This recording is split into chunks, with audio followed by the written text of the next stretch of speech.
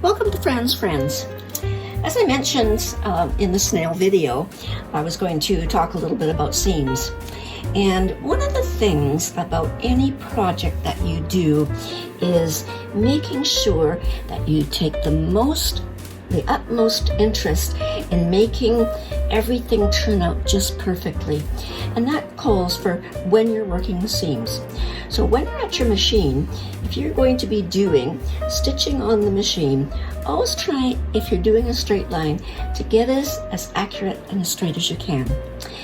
Then once you've done your seam, you want to prepare it and get it to look as nice and as finished as possible. So when you've got a seam such as this, and you want to open the seam, and you want it to lie flat. So there's several ways that you can do that. The first thing is you can, if it's a large seam, as this one is, you can just take it to your machine or to your iron and just press it open with your iron and just going along. And that will give you a nice, very, very flat and open seam, so that if you're going to fold it over, you're going to get a very nice, straight, clean line. Now, if you're doing corners, there's all kinds of, or going into a curve, you want to also be able to make sure that when you turn that curve out, that you're going to have it as close and as tight on that corner.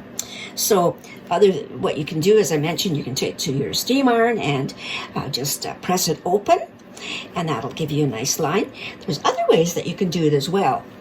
If you take your finger and you just open your seam and just take your nail along by just pulling along the seam line and opening it up with your nail. That's a little trick that I learned, and that really makes a big difference, especially when you're working with multiple levels of fabric, specifically with the felts on the Snail. If you get your fingers right in there and just really pull down hard, you're going to get a nice, open, tight seam line. And then when you turn it closed, your seam will be really quite nice and tight. If you don't do that, you just go like this, you're going to get a seam line that's really quite crooked. Other things you can do as well is taking things such as a hard edge and just doing the same thing, just going along your hard edge with your on the seam, just having it opened and then just taking it along and just going like so, and that will give you that fine line. Other types that you can use are things such as this that just go straight along the side.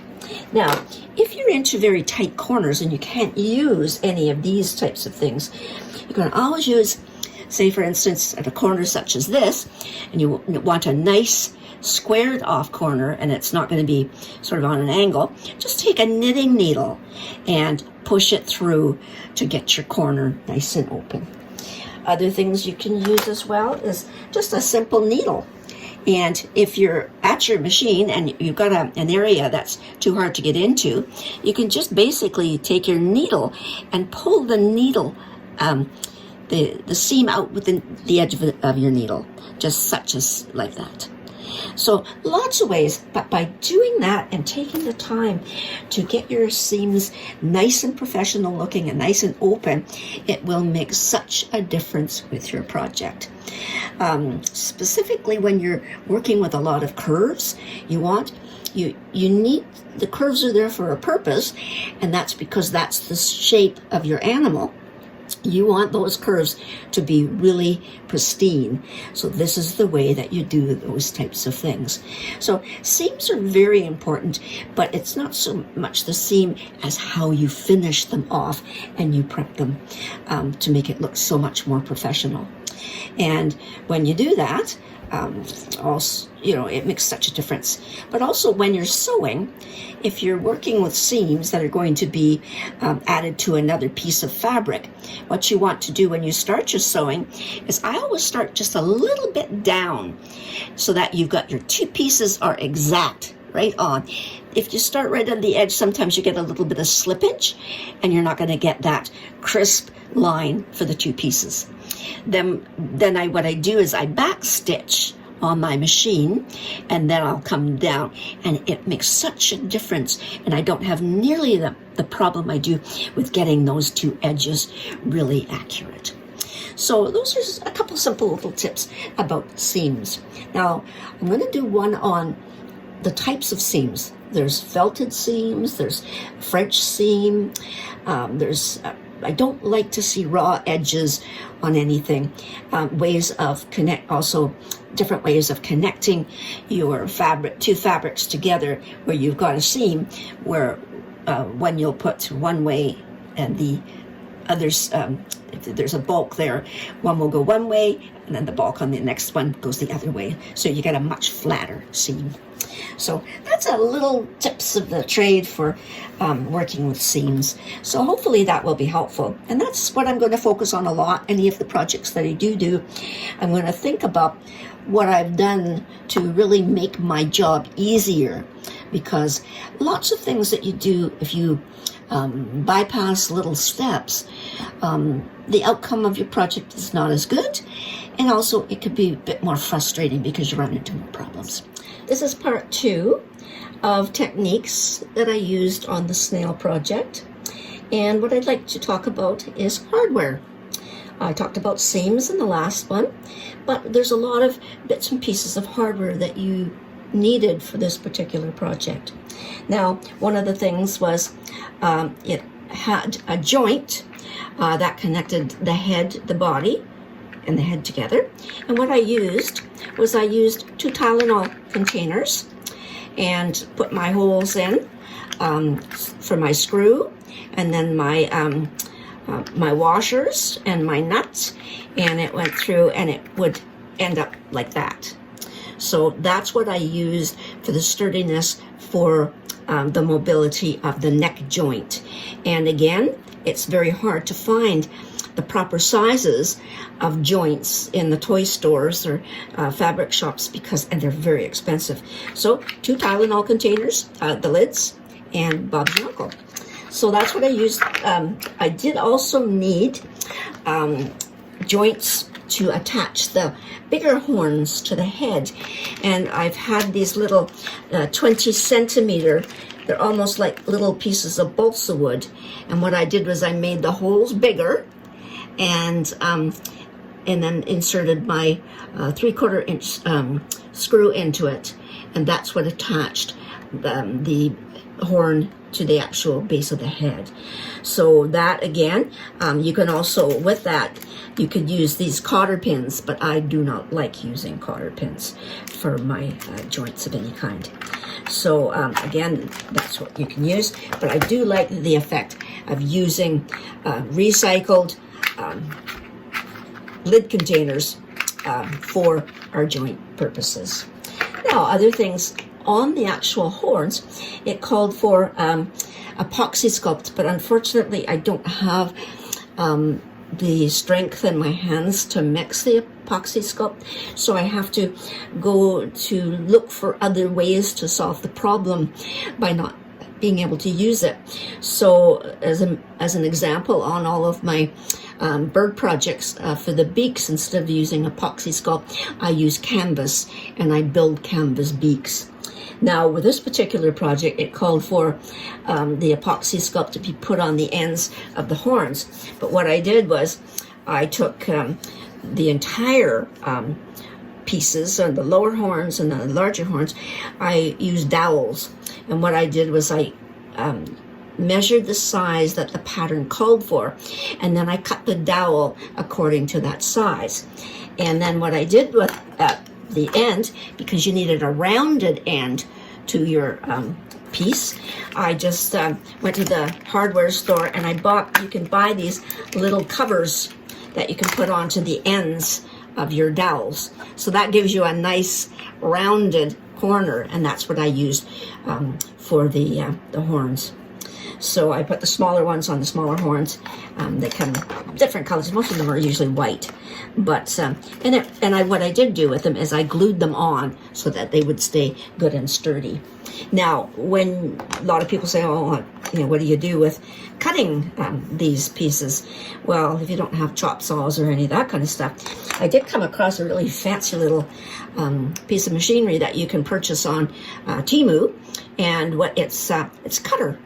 And what it does is you put your dowel in the size you want, and then you just take your cutter and just pull down. Now, these dowels are fairly flimsy as far as strength, so they cut quite easily.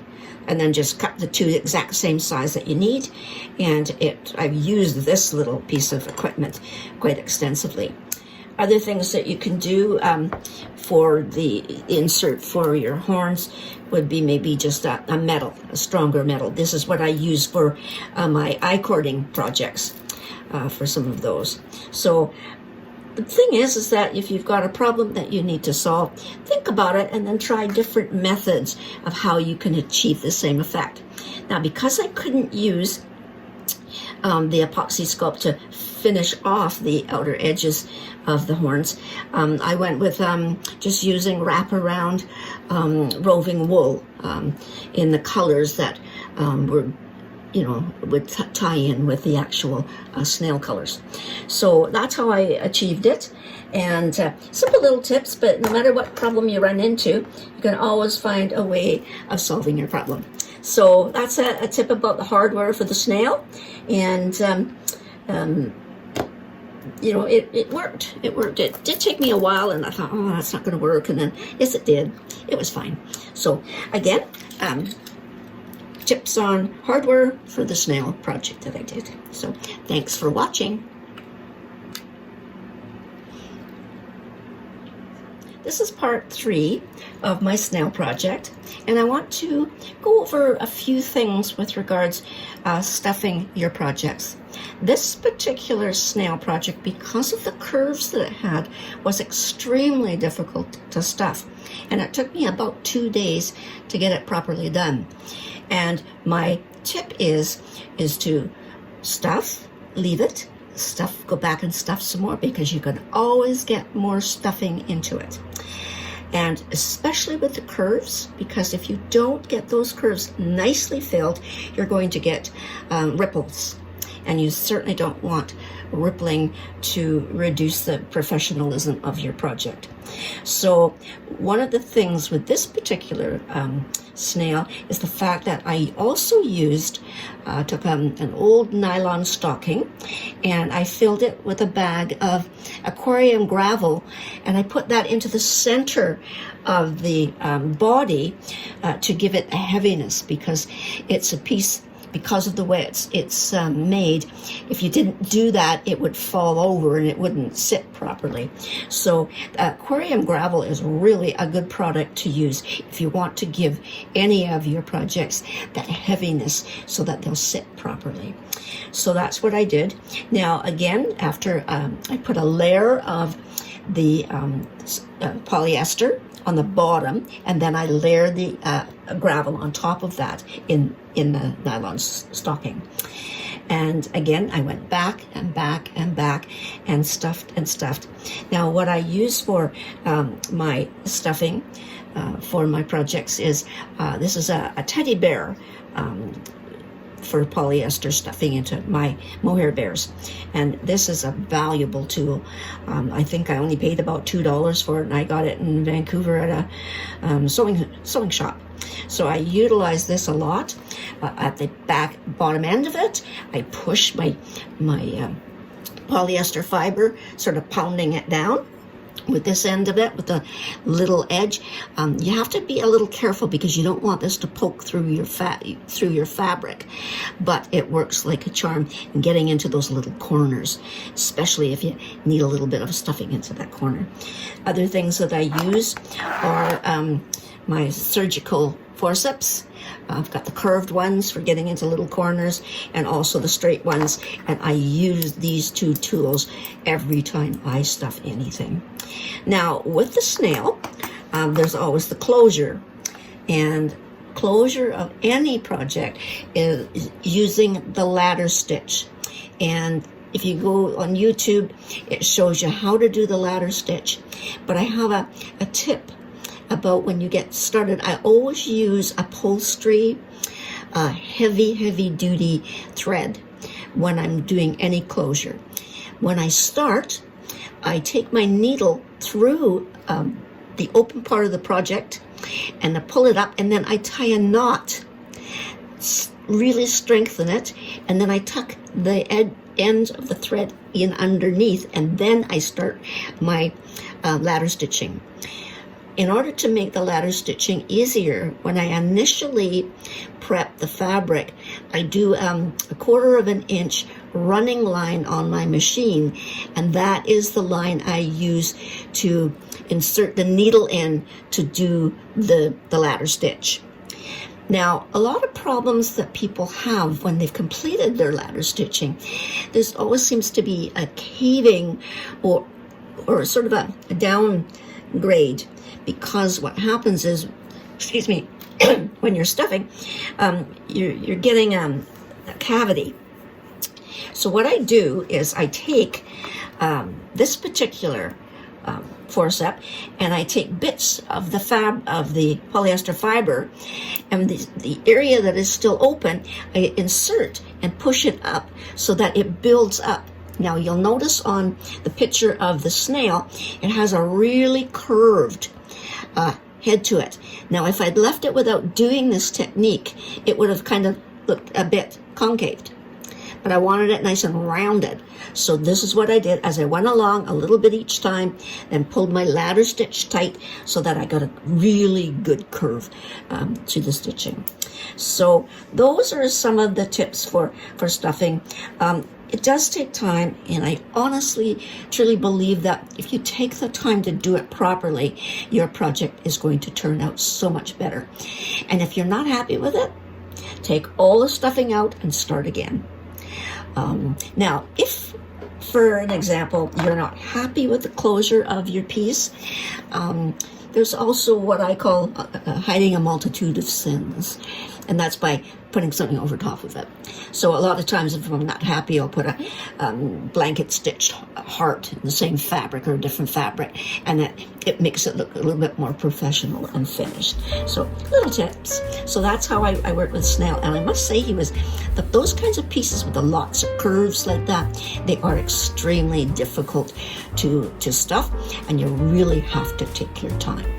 Now, that's the way it is, but you're going to get a much better result. So again, that's another tip for the snail, and thank you for watching. Have a great day.